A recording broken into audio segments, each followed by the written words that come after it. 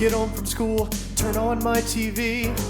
Who are these friends staring right back at me? Now that we're older, why don't you come over and go back in time with me? 90s babies nostalgia.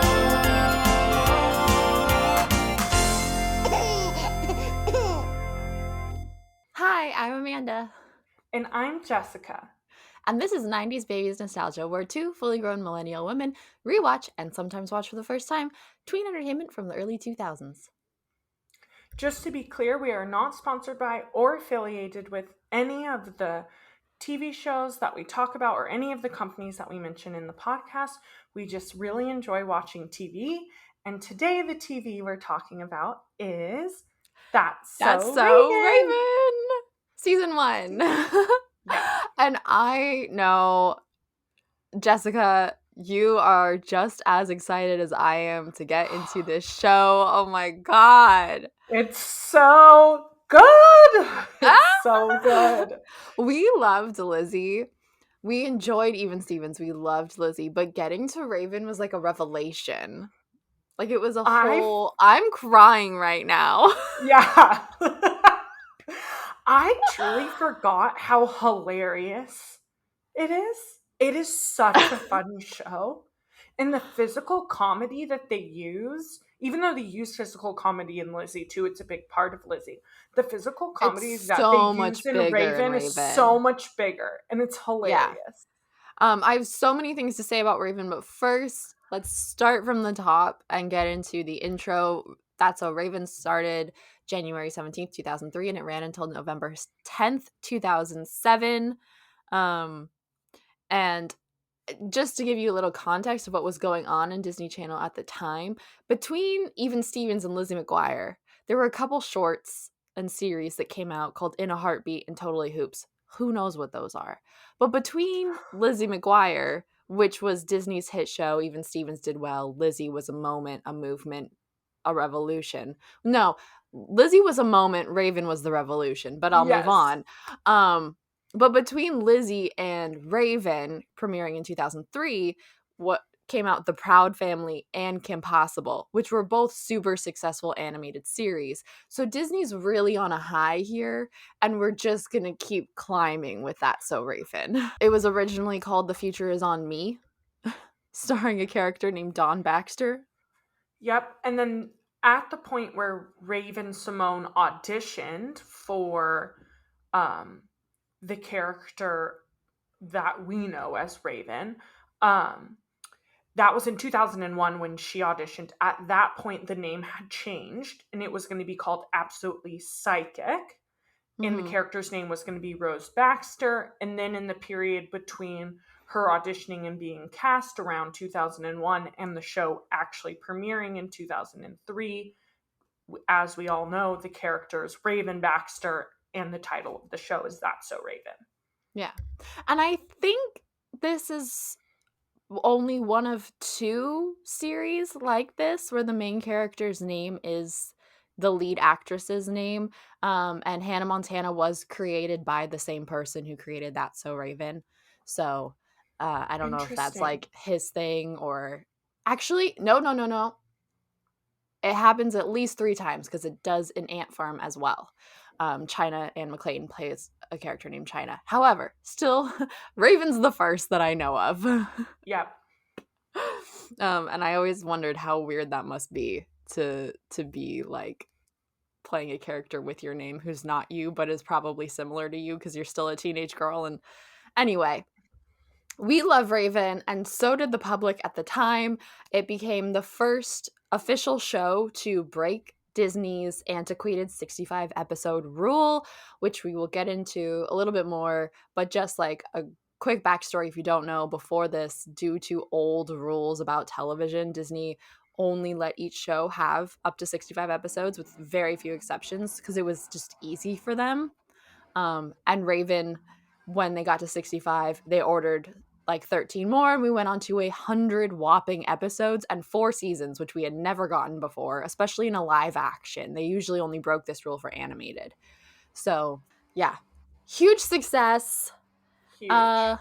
But it starts small in a little town of San Francisco, which we are familiar with as Bay Area girls. Yes, we both grew up just about like 45 minutes south of San Francisco, so it's awesome to get a show set in San Francisco. And where Mhm. I didn't remember that Even Stevens was set in Sacramento, I did remember that That's So Raven was set in San Francisco. That was like a detail that I was like, oh, yep, this is very familiar. They give you so much stock footage of those houses and those Yes. hills. You never see anything truly like San Francisco. They're never on the wharf. They're never outside in a place you would identify as San Francisco, but the stock footage constantly is there. You know what I mean? Yeah, the set is a set. I personally think the set's very iconic, but we're still on a Mhm. set. It's not San Francisco. You really only get San Francisco in the stock footage, which is very like regular San Francisco stock footage. All the houses super close to one another. Mhm. The set is very memorable, though. I feel like they must reuse this set a lot because everything that like, every time we get a new set, I just think this is super familiar. And, like, didn't I see that in another show? Yeah, so from what I was reading online is that this was the same set that was used for iCarly, but for me the iCarly set I feel like is very different. But I know that where they like shoot the iCarly video does look very similar to Raven's room, like when they go upstairs in the loft in iCarly. So I do Mm. believe that it is actually the same set, but it is changed for the different shows. I wouldn't be surprised if it was used on other TV shows as well. Wow, I actually thought it would be more like Girl Meets World or Shake It Up was the other one that I thought of. Anyway, familiar set, iconic set.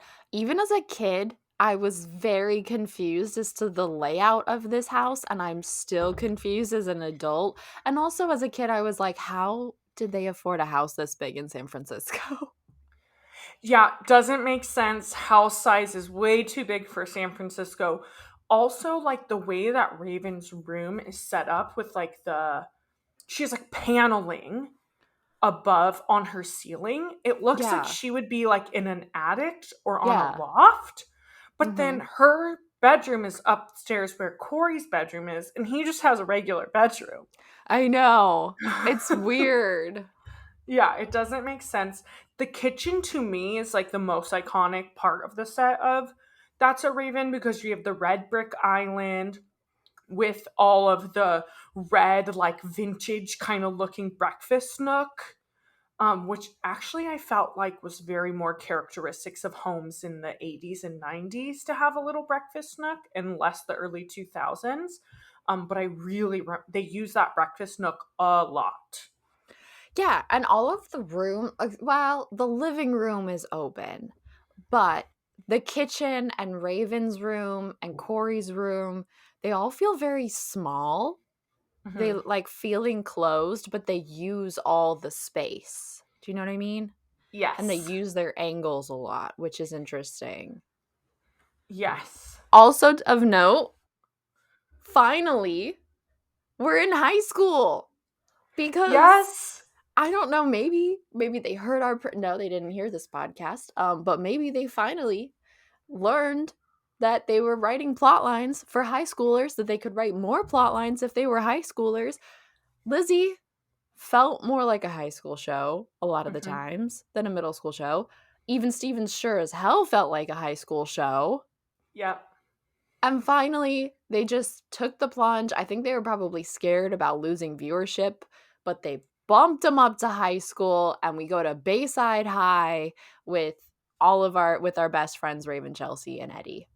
Yep. And what I like is we got high school and Disney didn't just short us and go, "Oh, we're giving you freshmen in high school." No, they gave us sophomores in high school. I didn't catch that they were sophomores, and then I saw you put they were 15. I was surprised. I thought they were 14. So they were 15. It was mentioned in an episode. I know I have a note there. I think it's episode 3 or 4 when their age Mhm. is are exactly mentioned that they're 15. So that's how I place them in sophomore year. They don't necessarily tell you that they're sophomores, but based on age, they're sophomores in high school. The plot line really makes sense for placing them at this age. And I love it. It finally feels appropriate. The ages match the Mm-hmm. plots that we're getting, which is And awesome. and they even graduate the plots a little bit, you know. We get Yes. more romance. Raven has a lot of love interest in season 1 and then one consistent love interest from seasons 2 through 4. And I don't know, it's just it gives so many more possibilities, so I'm really glad. And then the other thing before we get into the cast is the intro song. I love this song. I Yes. love this song. This is the song that I will never forget of intro songs. Do you know what I mean?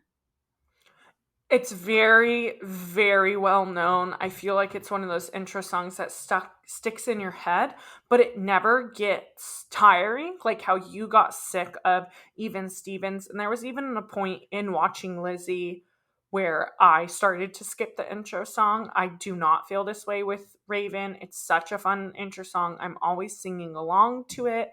I like how it tells you a little bit of what to expect in the show, in the Mhm. song. Mhm. So it kind of lays out the show for you if you're watching it for the first time. It's a really great song. It's the first time we're seeing, I don't know of the others before the 2000s, but I believe this is the first time we're seeing the theme song being sung by the actors themselves. Raven Simone sings the song. Annalisa Vanderpool does the backup vocals, and Orlando Brown has a little rap in the middle of it. Yep. And that then becomes the standard for Disney shows where the lead actress usually sings the song, or sometimes a lead actress from another show sings the song, like Selena Gomez sang the Shake It Up song. But Selena sings her own song, and Demi sings her own song, and Miley sings her own song, you know? And this was really like the first one, and it just feels extra fun. And I read this like review of That's So Raven where they were saying like That's So Raven really shines when the trio is working together, and nothing embodies that more than in this song where all three of them get a moment to shine. Yep. So it just makes me a little happy every time I listen to it. And also I really like the iconic like, yep, that's me at the end, which then in the 4th season I believe becomes, oh snap, that's me. Oh, cute. Cute. Yeah. Should we get into our characters? Yes, let's get into our characters. So our main character is Raven Baxter, who, as I mentioned, is 15, so that places sophomore in high school. She's a psychic. She gets visions from time to time and sees the future, but she's unable to control her visions. And she loves fashion. She does a lot of like creating her own outfits and costumes, and she even mentions like making her own shoes or something at one point. Mm. Um, so she's like really, really into her style. And it is played by Raven Simone, who was 18 at the time. You will see in this Wow. show 18 when she started? 18 when she started. You Wow, will I did see, not think that. yes. So you will see in this show is when we start Disney casting slightly less appropriate ages. Still appropriate enough that it's believable. Her character's 15, she's 18. It's not too far off. But there is a little bit more of a gap on our teenage characters in this Yeah. series. She's an actor and a singer. She was born in Atlanta, Georgia. And she really got her career started from infancy. So she worked for a modeling agency in Atlanta as an infant, and was featured in local print advertisements. And then at age 2, she worked with Ford models based out in New York. And then they moved to New York when she was 3. In 1989, Raven auditioned for a role in the Bill Cosby movie, Ghost Dad. She was considered too young for the role, as she was only 3 at the time, but they really, really loved her, and so they made a role for her on The Cosby Show. And so she was his step granddaughter, Olivia, and she was there from the first episode of the 6th season all the way to the series finale in The Cosby Show. She was cast in Dr. Dolittle in 98, and then her first role with Disney was in 1999 in Xenon, as Nebula. Her Xenon's Yes. best friend, yes, and she's in all 3 of them, I believe. Yes. I And love the then, Xenon movies. yes, in 2001, Raven auditioned for That's So Raven, which we mentioned was titled Absolutely Psychic at the time, and she actually auditioned for the character of Chelsea. Mm-hmm. Clearly, she did not get Chelsea. She got casted as our lead, which I think is very fitting. She has a lot of film credits actually leading up to and around the time that Raven was premiering, including the Xenon movies, as we mentioned, as well as these are at the same time that The Cheetah That's So Girls. Raven. Yeah, so as That's So Raven was on television, she was in the Cheetah Girls, and then shortly after, she was in Tinkerbell. We also know her as Monique in Kim Possible. She's the voice of Monique. And then her singing career actually started earlier than her acting career.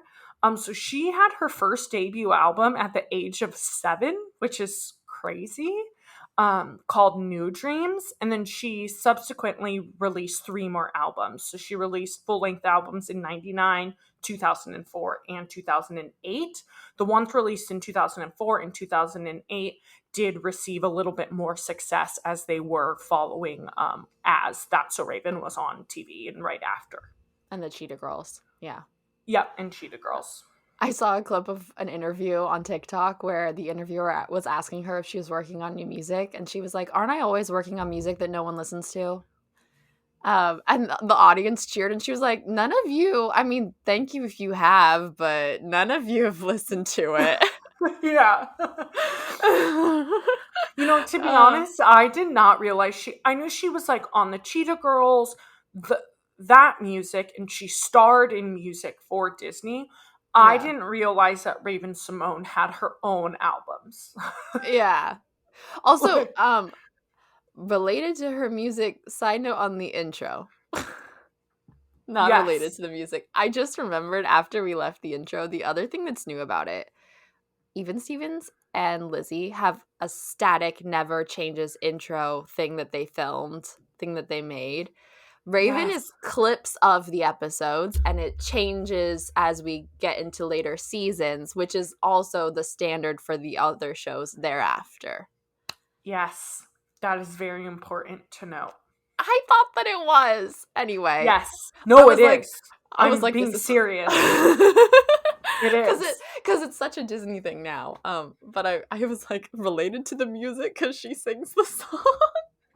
Yeah. No, I mean, honestly, what can we say about the music? We haven't heard it either. Nope. So Raven has a little brother, Corey Baxter, who's 10 years old. He's the typical Disney brother. Like, he's an absolute nuisance. He is a little Louis Stevens, Matt McGuire type, not prototype. They were the prototypes, but duplicate, basically. And he's kind of there for comedic relief. He is less of a nuisance than Matt, probably. I mean, he's very good with money. He doesn't scheme as much unless it's about money. He has a crush on Chelsea, and he is sometimes seen to have crushes on other girls. He's got a lot of friends. He's got a pet rat, Lionel, and it's just, I don't know. He just kind of like fights with Raven a lot, but then they're shown to love each other. It's cute. He doesn't get a lot of B plots in the beginning, but he does later in the other seasons. And he's played by Kyle Massey, who was 12 when he started. And that's all that we're going to say about Kyle Massey, because unfortunately he has been accused of sexual abuse of minors and of women. And so we don't really feel like giving him time and attention. And that also goes retroactively, for we did have a little rant about him in Even Stevens. And I'm sorry that we were just finding out about this at the time. So Mhm. Moving on to Raven's best friend, Chelsea Daniels. Yep. Chelsea's are typical. She's a little ditzy, a little dumb. She's there for comedic relief by kind of making the stupid, dumb blonde comments, but she's not a blonde, but that's kind of her personality traits. She is always there for Raven, and she is down for all of the shenanigans and crazy shit that Raven gets up to. She does not question it. She is just there to be Raven's sidekick. And that's kind of how you learn to love Chelsea, because at first she can be a little annoying because of how kind of dumb she is, but she is just so down for everything, that you just gotta love her. Mm-hmm. She's played by Annalise? I think it's Annalise. Annalise? I thought it was I should've- Annalise. Annalise van der Pol. She's a Dutch-American actress and singer. She's actually best known for her theater work, especially prior to Raven. She was best known for her theater work. She's born in the Netherlands. I wrote down here the name of the town she was born in. I'm not even going to try to pronounce it. Her father, William van der Pol, who is Dutch, is the director of physical plant at CSU Fullerton. And her mom, Diane Ross, is an American from Brooklyn. It So sounded her like you said Diana Ross. Diane Ross. Sorry. Diane Ross. Her family moved to the US when she was 3, and Annalise retains dual citizenship. I thought it was interesting to note that her mom, Diane, is Jewish and actually named Annalise after Anne Frank. Yeah. She began acting in 3rd grade, and then for high school, she attended the acclaimed Orange County High School of the Arts. And then she just did a lot of theater. So she's known for playing Sandy Dabrowski in the Huntington Beach Playhouse revival of Grease in 1999. She played Eva Person, I think it's Parson actually, in Evita at the Buena Park Civic Theater. And she, at that time, was the youngest actress to play this role in a professional production. She starred as Lori in Oklahoma. And so that was kind of her theater roles leading up to being casted as Chelsea Daniels in 2001 for That's So Raven. Mm-hmm. And she does star on both That's So Raven and on the newer Raven off series, Raven's Home. She's on that as well. Yes, they do. And it's super cute. I've seen some. If you like That's So Raven, I recommend Raven's Home. It's a similar vein, but a little more polish on it because it's newer. And it's basically like both of them got divorced and have a couple kids, and so they move in together and have this really fun dysfunctional family. They're great. I want to watch it. I need to start watching it. I think I would enjoy it. Then we have... Yeah. I was just going to say our rounding out the trio. Yeah, rounding out the trio, we have Eddie Thomas, also 15. Raven's other best friend. You always got to have a male best friend in these Disney trios. So he's there to be our male best friend. He's very athletic. We see him freestyle a few times. Yeah. Other than that, I mean, he's kind of there. Sometimes he's a big brother figure to Corey. He makes fun of the girls for being too girly, and he's very like, I'm a dude, but then he's also, like Chelsea, always down for the schemes and will always support his friends in the end, you know? And he's also always into the ladies. Like, he's a ladies man, but he's not a popular guy. He's kind of short. He's not very cool. So he's always trying too hard. Yes, definitely.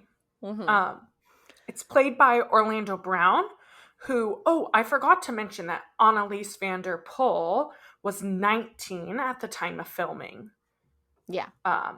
Raven. So she was even older than Raven was. This is our most accurate casting age. Orlando Brown was 16 at the time of filming. He is an American actor, rapper, and singer born in Los Angeles. He was known prior to Raven for portraying Nelson in the Jamie Foxx show, 3J in Family Matters, Max in Two of a Kind, and Sticky Webb in Proud Family. Sticky. Sorry. Sticky. He also was in one episode of Lizzie McGuire. An Random Acts of episode. Miranda. An episode I did not make you watch. Yes. Miranda tries theater, and he's in the cast. Yeah. I did want Yes. to briefly mention, which when we do our last episode and kind of go into details of what happened to the cast after, I'll go into more details of this, but I just want to mention that he has charges for drug abuse as well as assault on his partner at the time. This was in 2014, 2016. So And drug abuse I up through 2018. yes. So he has spent some time in jail. He has gone through a lot of kind of has struggled with a lot of different issues more recently that have come to light. So that is him.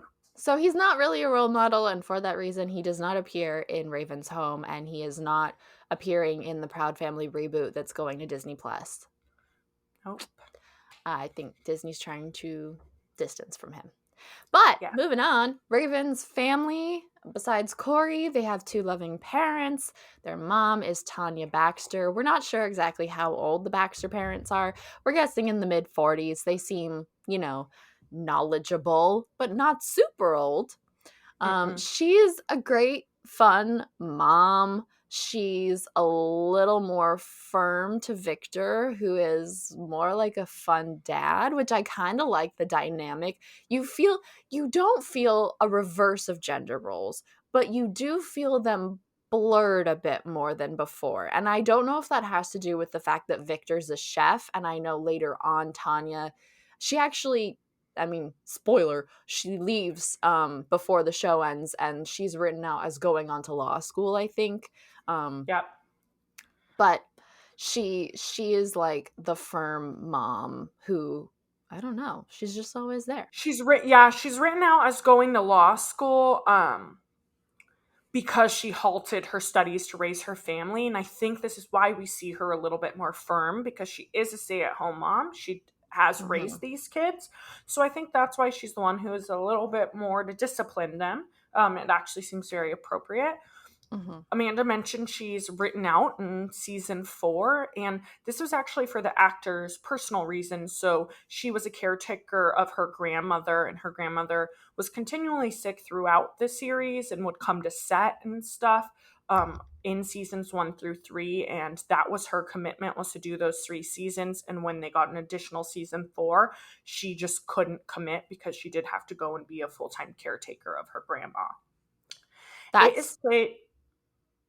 That's news to me. I always heard that she left because she didn't like the direction and lack thereof of the character.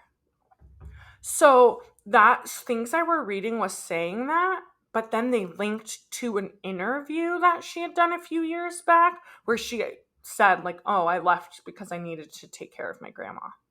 Okay. So that it might be direction of character, could be part of it. But also everything she has publicly said is for being a caretaker, and she has never publicly mentioned that it's due to the direction the character was going. That is more rumored by fans. And she is the actress who is Takia Crystal Kima, who was 41 when she started this role. Yep, she's an American actress and singer. She's the original cast member of a Fox sketch comedy series called In Living Color. She's known for her roles as Erica Lucas on CBS sitcom Cosby. She was born under the name Crystal Walker in Chicago, Illinois. She was raised Catholic on the city's south side. Her mother died when she was 2, and her father was an Illinois state trooper, so she was actually raised by her maternal grandparents, which makes sense for her then being a caretaker for her grandma. It's all very connected. Kima wrote her first play and her first song in elementary school. She did some performances in high school, and it was really in college and after graduating when she got her started doing more acting. She adopted her stage name in 1988 to reflect her African roots, as her given name was connected to slavery, so she wanted to get rid of that and connect to her African roots. During college and after graduating, she taught theater, dance, and mime, and she did a lot of theater performances, and she's done a lot of producing and directing as well. Also, I thought fun to mention, she self-published 3 different books, a self-help book, a book version of a stage show she used to perform, and then an instructional hair care manual for those with coily and kinky coily curly hair, and how to take care of their hair and maintain their curls in protective hairstyles, which I found very interesting because you do see in That's So Raven, the actress does wear traditional protective hairstyles for curls. So I like that she wrote a hair care manual. Mm-hmm. Me too. That's Yeah. versatile. I know. I was like, ooh, go you. She's really like dabbling. I thought they were all going to be self-help. Mm-hmm. She's like, if no one else is going to do it, yeah, I'm going to do it. There's a market. Yeah. Yeah. And our dad is Victor Baxter, who, again, probably in his 40s. He is a little goofier than Tanya, which is not to say that Tanya is not goofy. She's just more competitive, whereas Victor just wants to have more fun, and he's more easily manipulated by his children, especially by Corey. Corey loves to manipulate his parents. He is a professional chef, and I don't know. I don't have much else to say about Victor. I said and then I lost track. Yeah. He's played, that's all I really have to say about him. He's played by Rondell Sheridan, who was 45 at the time of filming. Not a lot of information on Rondell. He's an American actor born in Chicago. And he's primarily known for his roles in That's So Raven, Corey in the House. And he has been in one episode, I think, of Raven's Home as well. At least one, yeah. And then a couple side characters, just to note, we're not going to go into bios of them or anything like that, but these are repeating characters. We have Mr. Petruccelli, who's played by Ernie Sabella, who plays the voice of Pumbaa in Lion King. I did not know that he was the voice of Pumbaa. Isn't that awesome? Oh my god. And that's it so makes funny sense. Because, earlier today I told my friend we were recording That's So Raven, and she said, please mention Raven's, hit single In the Grass from Lion King 1.5. Do you remember that song that she did? No. That, I can dig it, you can dig it, we can dig it song? No. Can't say I know of it. Oh my god. Anyway, moving on. She did a song for Lion King 1.5. Mr. Lawler. Who's Mr. Lawler? I know who Mr. Lawler is he the spitting? Yes. He's our spitting teacher that we get a few times. And he's played by Wesley Mann. I don't have anything exciting to say about Wesley Mann. I should have saved Mr. Petruccelli for last. And then we have Senorita Rodriguez, who's played by Rose Abdu. And she's the Spanish teacher, as well as she's in charge of drama club.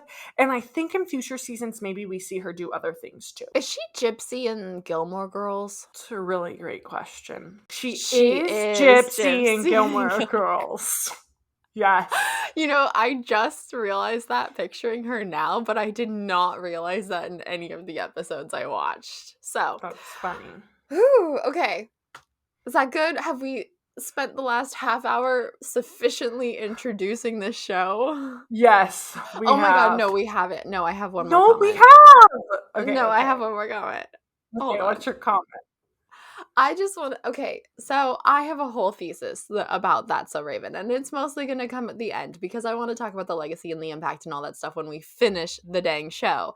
But just to start off, the premise, this is the first one I remember watching as it came out, and in the way that we said it's in high school, that it somehow feels more real, even though she's psychic. It starts this element of magical realism that we see in later Disney shows that, again, I'm going to talk about later because I don't want to bore your heads off, but it somehow like feels very grounded in real problems. She just also happens to be psychic, and I just really love that vibe that it has. Mm-hmm.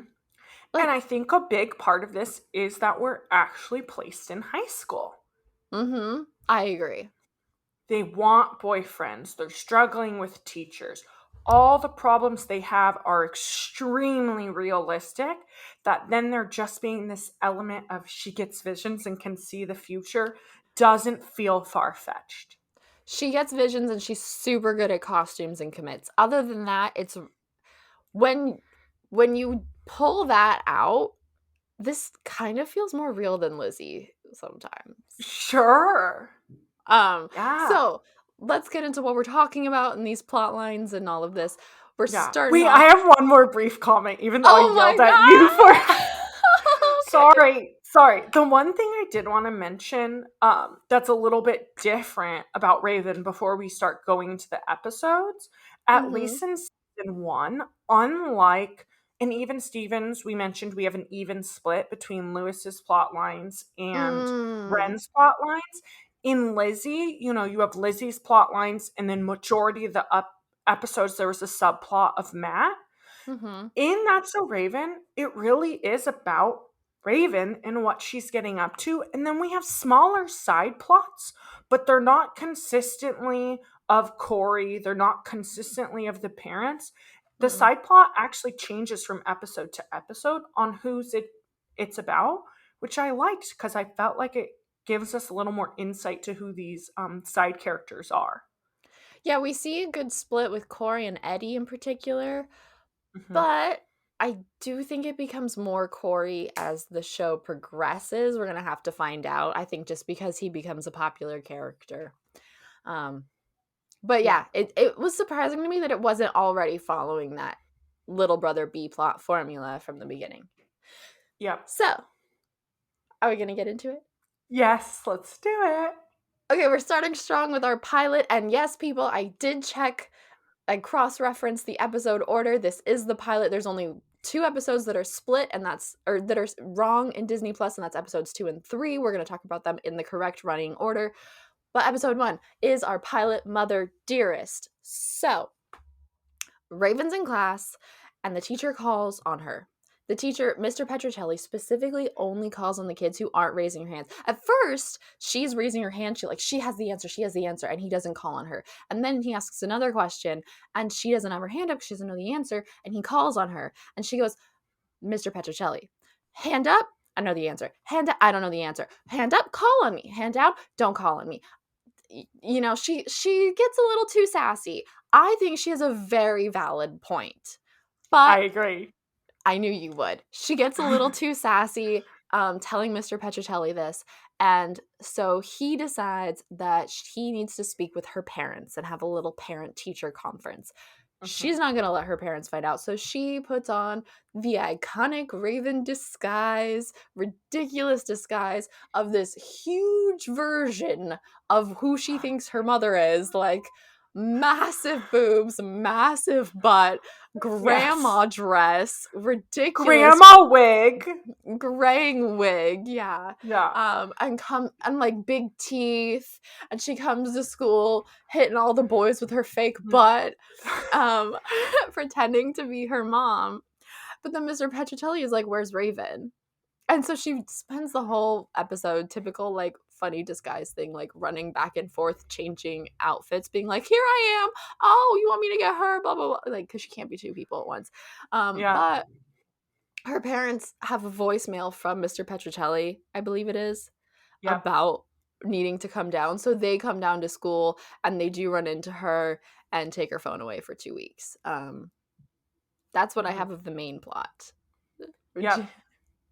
No, and I think it's important to note that Raven was going to come home and tell her parents, like, hey, this happened and I need you to come into school.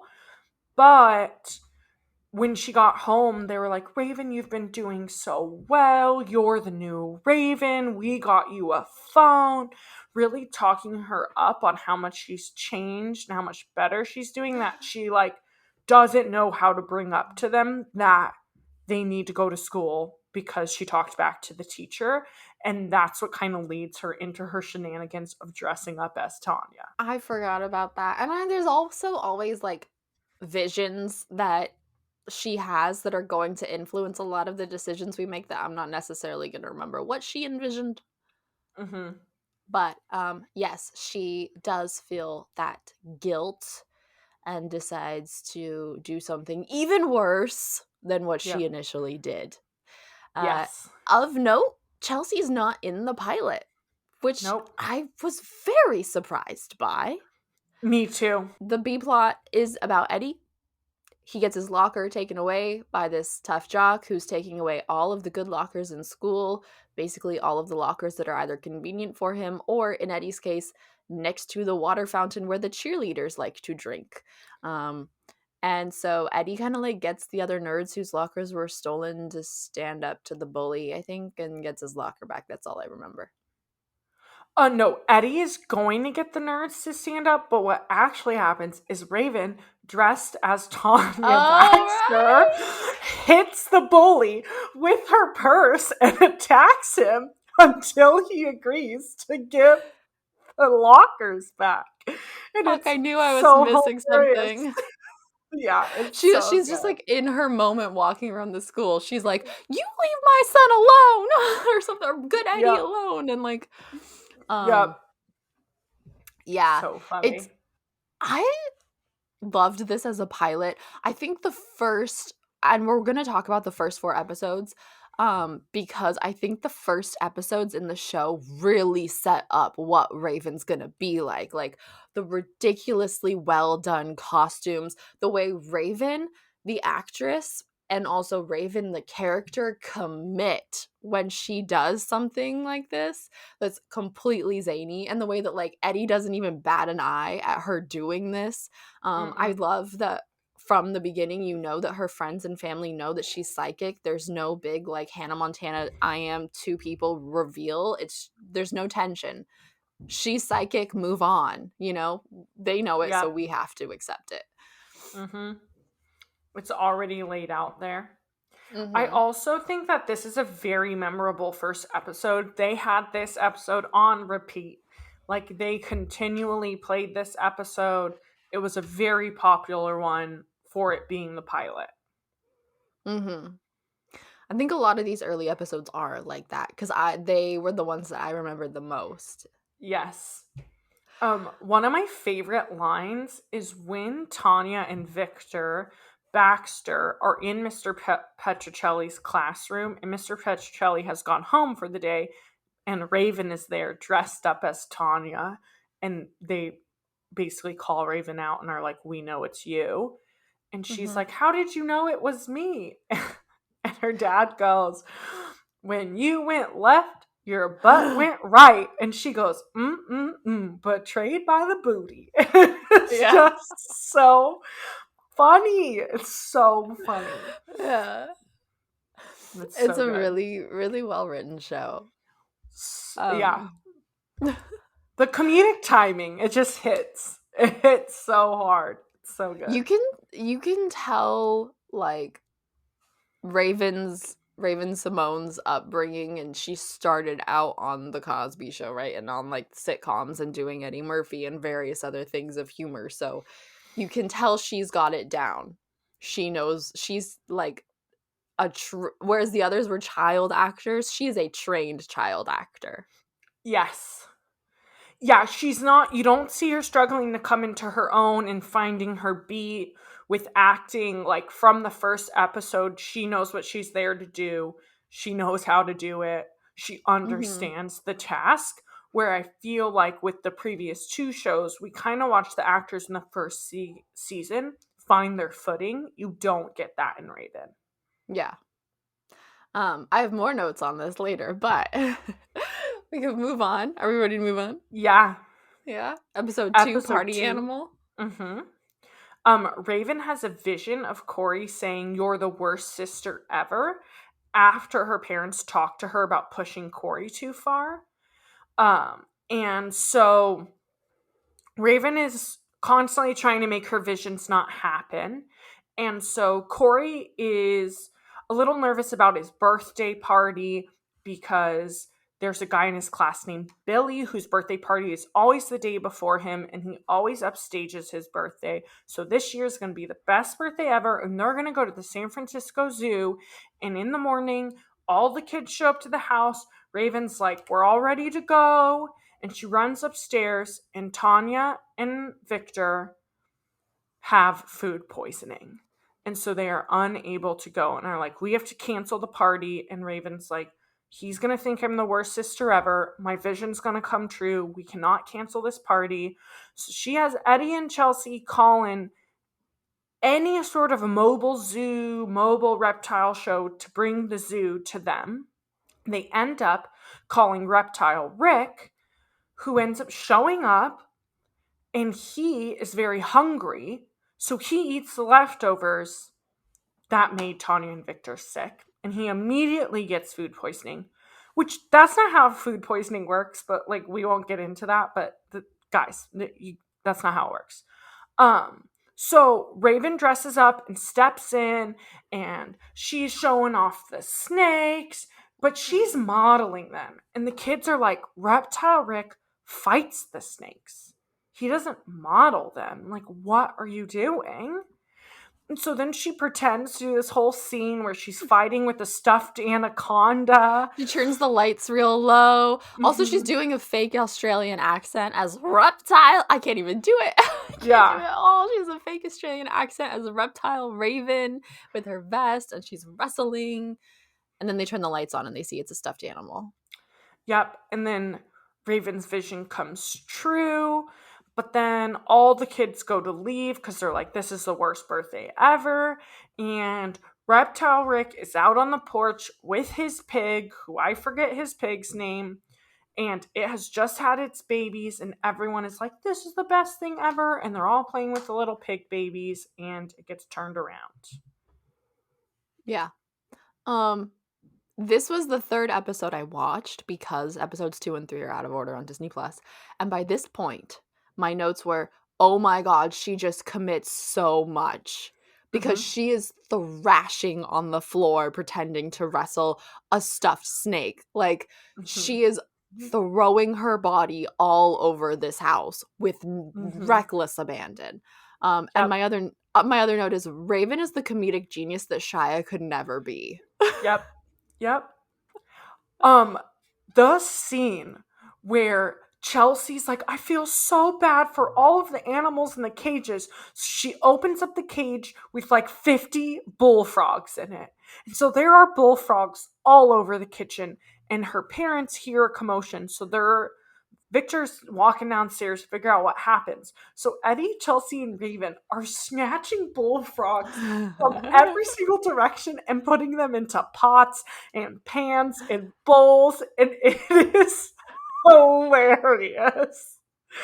It is so funny. They all just commit. And I'm not sure how they got the frogs there or what they, like, if it was actual frogs they were snatching in the scene. But whatever they did, it just looked so realistic because the frogs were truly everywhere. And they kept like putting them in the bowl and they would fly out. And it's really, really well done. So this is the first time we get Chelsea. We didn't have her before, but that's not mentioned why. And she seamlessly fits right in. And you know what's interesting is that even though these actors are old, I really appreciate like watching them. I thought, like, this is what girls look like. They look very average to me. Yes, I think even though they are 18 and 19, the way that they are dressed, the way that their makeup is done and their hair is done is very appropriate for a high schooler, especially a high schooler in the early 2000s. They're not over the top. They're not fantastical looking. They just look like very average, beautiful 15-year-olds. Neither of them are super thin either, is kind of my point. Yeah. But also, I love that Chelsea's a vegetarian, and that sticks through a lot of her plot lines, actually. And that's why she lets the animals out of cages. She just really cares about the animals and trees. I do want to briefly mention in this episode, just because it's, as a reptile owner, something I'm very passionate about, This episode really, I have a problem with it because it adds to the way that reptiles are continuously portrayed in media as scary. You need to fight them, you need to attack them. Snakes are scary, snakes are vicious. This is not true. I truly believe so many people would love having a reptile in their home, especially a snake. They make such fantastic pets. They're way more easier to take care of and just a lot more suitable for most people's lifestyles than a dog is. And we are just like taught to always fear them. Snakes are always villains. And then this episode, it's really shown that way. Like, Raven is terrified of the snake. Reptile Rick, who owns all these snakes and clearly loves his animals, is fighting them. Like, I just didn't appreciate that we're continuing this kind of reptiles are vicious and creepy and eerie. That Disney does a lot. And it does a lot in its animated stuff too. Well, I agree with you. I just want to say I think he's probably stage fighting them and they are trained. You know, I don't think he's actually fighting. But he is telling the kids that he's fighting them, yes. Yes. He's profiting off of the sensationalizing of reptiles. Yes. And the sensationalizing of them being scary. Predators. Yes. Other than that, thought it was a great episode. It's my only complaint. Actually, I didn't mind the reptile Rick thing just because it kind of reminded me of Steve Irwin, which was a thing of the time, you know? Yep. Moving on. Episode 3. Yeah. Test of friendship. So, Raven has a vision that Eddie is going to fail his Spanish test, which would get him kicked off of the basketball team. And she tries to hide it from him, but mentions to Chelsea or something, does happen to let it out that she did also see the answers. Mm-hmm. And she doesn't want to give him the answers. She's like, no, we're going to do this the honest way. Like, I'm not helping you cheat. So they study and they study and they study. And Eddie's just really bad at Spanish. And there's this really funny part where Corey gives this like really great rant in Spanish and walks off. Yep. In perfect Spanish. Yeah. Because he's like frustrated by how horrendous Eddie is. Yep. Eddie and Raven are fighting about the tests. So she tries to convince Senorita Rodriguez to postpone the test. But instead, because she's saying that like it's people are scared and it's too hard or something like that. And instead, Senorita Rodriguez ends up changing the test. But Raven's already given Eddie the answers because they've been fighting and she feels bad. And she finds out at the last minute as he goes into the classroom that she's changed the test. And so in what is one of the most memorable moments of just comedic genius and full physical comedy, Chelsea and Raven somehow disguise themselves as window cleaners and get on one of those window cleaning hanging things. I don't know what they're called. Scaffold? But it's not scaffolding, but it's kind of like scaffolding. Outside, like multiple floors up of their school, and try to whisper to Eddie to tell and hold up a big sign and all of that to tell Eddie that the test has changed. And they're like thrown back and forth and they're trying to open the window and he's like, I gotta go sharpen my pencil. What are you doing? It's a lot and it's so good. It's so funny. Eventually they get to tell him that she changed the test and he like barely passes. I think he gets a D. No, he gets a C+.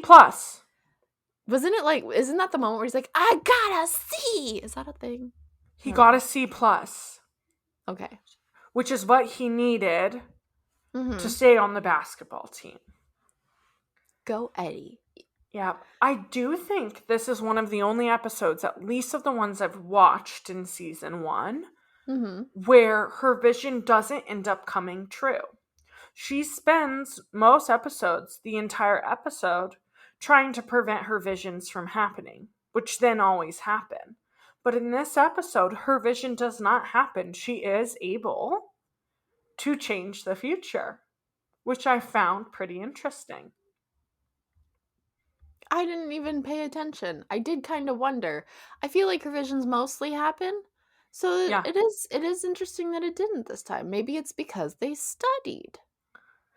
Yeah, maybe it's because they studied. Well, and Eddie mentioned something like that because they're like, oh my gosh, you got a C+. Like, how did you do it? And he's like, all the studying must have helped. Yeah, he's like, thanks for studying with me. So Yeah. he thanks her for the studying, which he previously was ungrateful to her for. Yeah. Instead And they of were the answers. creative with their studying. Yeah.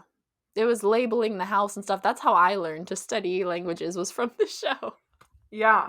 It's a very smart way to study languages. This is one of my favorite episodes, like right off the bat, I think, just for the window cleaner moment. Yep. It's too good. And the tension. Yes, because Eddie is very angry at Raven. He's like, if you know the answers and you know I worked so hard to get on the basketball team and I need a C+, why would you not just give me the answers? Why are you going to let me get kicked off?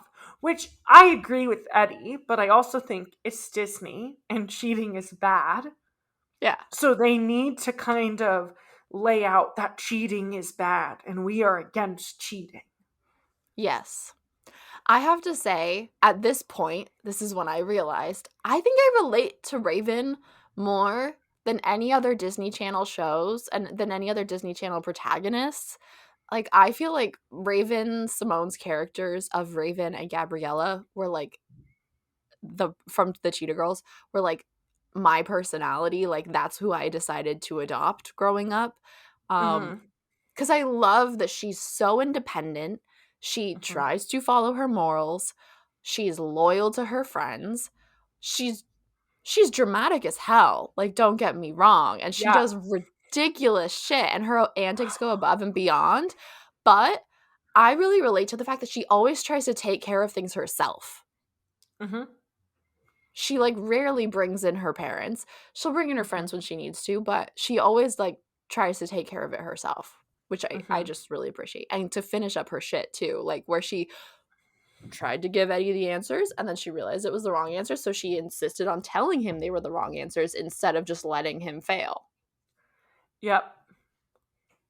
Well, and she even tried to do this thing where, like, she went into the classroom and was like, Eddie, you need to go to the principal's office. And Senorita Rodriguez is like, I'm about to start this test. You need to get out of here. And she's like, your uncle, he got the wrong test. Like, Yeah. she is making it as obvious as possible. And Eddie is just, like, not getting it. Yes. I like it. We keep up the physical comedy in this next episode. Episode 4, Wake Up Victor. Which Victor has the opportunity to be on Hello San Francisco, which I loved because that's a thing I grew up watching. I don't know if you grew up watching it, but Hello San Francisco it's an actual news segment. I did not know that. Oh, yep. I know Danny Tanner in Full House is on Wake Up San Francisco. Oh, maybe no, I think it is called Hello San Francisco. Now I have to look it up. Anyways, he's on Hello San Francisco. He's going to do a cooking segment of chefs in their own home. And so Raven lies to him and tells him that she had a vision that everything went well. But shortly after this lie, she gets a vision that it's going to be a disaster. And so, connected to this, Miles and Corey, who Miles is Corey's new friend from Florida, who is Beans. Bernard Aaron Guerin. What's his name? Stephen Anthony Lawrence. Stephen Anthony Lawrence. Yep. So we get more Beans, and they're learning how. They're watching like a home video of how to hypnotize people because they want to hypnotize Chelsea and Raven to be in love with them. And so they're trying to hypnotize Chelsea and Raven in the living room while Victor is also in the living room, walking around, getting ready and preparing stuff for this cooking segment. The hypnotization does not, is that a word? Whatever. Yeah. I'm going Yes, with it is. it. It is. Doesn't work on Chelsea and Raven. They're like, good fucking try, boys. Like, no. But it does work on Victor. And part of this is every time that they say the word San Francisco is when he goes into a hypnosis state. Mm-hmm. And every time they say Okeechobee, which Thank is you for where, knowing the word. yes, which is where Miles was born in Florida. Every time they say Okeechobee is when they Wakes wake up. Mm-hmm. So Miles and Corey realize that they hypnotized Victor, and so they wake him up with Okeechobee. But then as they're coming in to set everything up for the segment, hello, San Francisco. San Francisco is mentioned, and Victor ends up falling asleep. At this point, Miles has gone home, and no one can remember what the word is. They're like, okie dokie, artichoke, like they are throwing out everything that they can. They cannot figure it out. And so they're like, Corey, you need to go get a hold of Miles, get him here, and have him tell us what the word is. At this same time, the people who are filming the segment are like, hello, we have 5 minutes. Like, what's happening? And Raven and Tanya are trying to get Victor downstairs, but he's like he's past being in a hypnosis state. He is like passed out, cannot walk, cannot function, does not listen to anything. And so they're like strapping him to an ironing board to try to get him downstairs. They're doing everything they can, and they end up getting him on the segment, but he's still in his hypnosis state. And they're like, oh, we're going to make an omelet. And they're like, well, we thought you were going to make trout. And they're like, oh, yeah, we're going to make trout and eggs. And they are just coming up with everything for this segment while Victor is not talking. He's wearing sunglasses. He's being wheeled around on like a skateboard attached to an ironing board. Miles ends up showing up. He says the word Okeechobee. Victor ends up killing the segment and being welcomed back to do a monthly segment. And he does make an omelet. He does end up making an omelet because there's not enough time for the trout. Yeah. But the host says that it's one of the best omelets she's ever had. Mm-hmm. I'm glad you did that plot because that was a lot of back and forth. The scene of Tanya and Raven getting him down the stairs attached to the ironing board.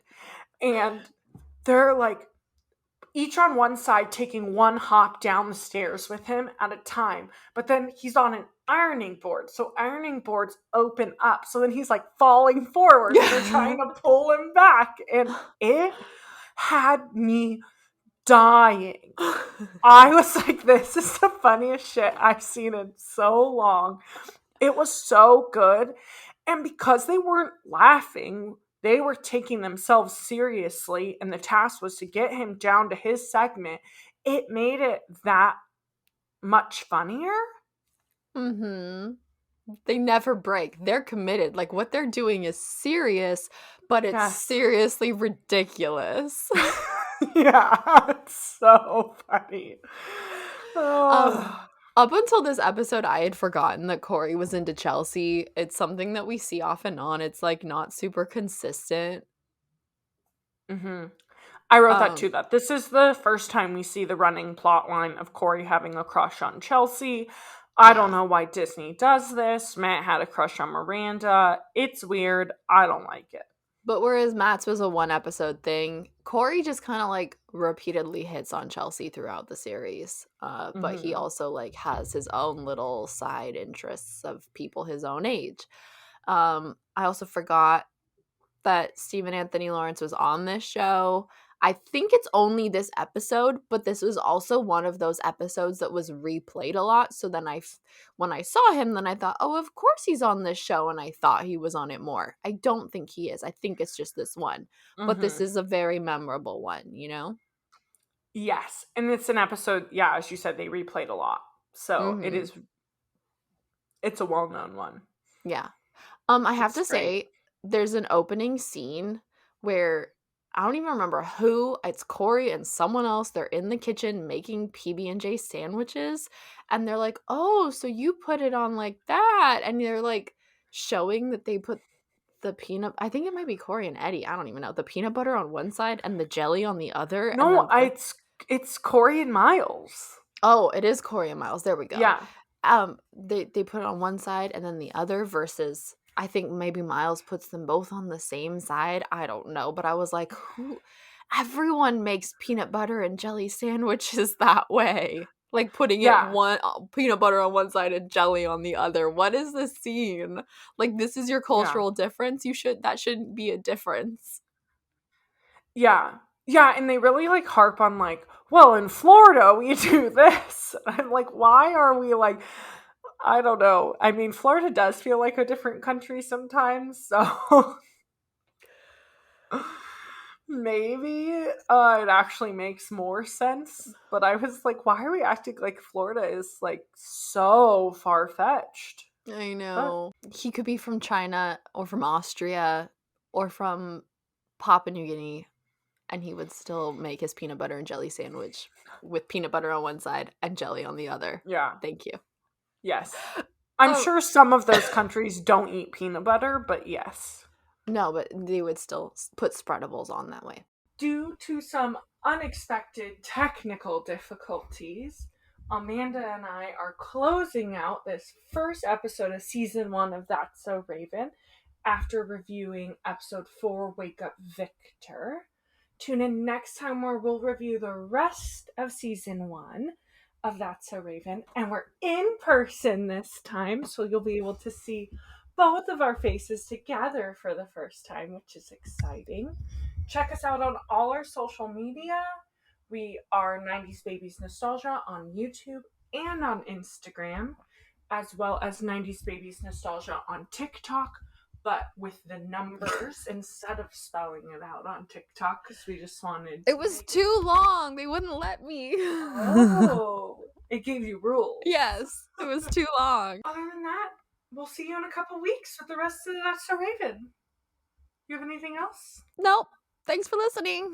Okay, bye. Bye.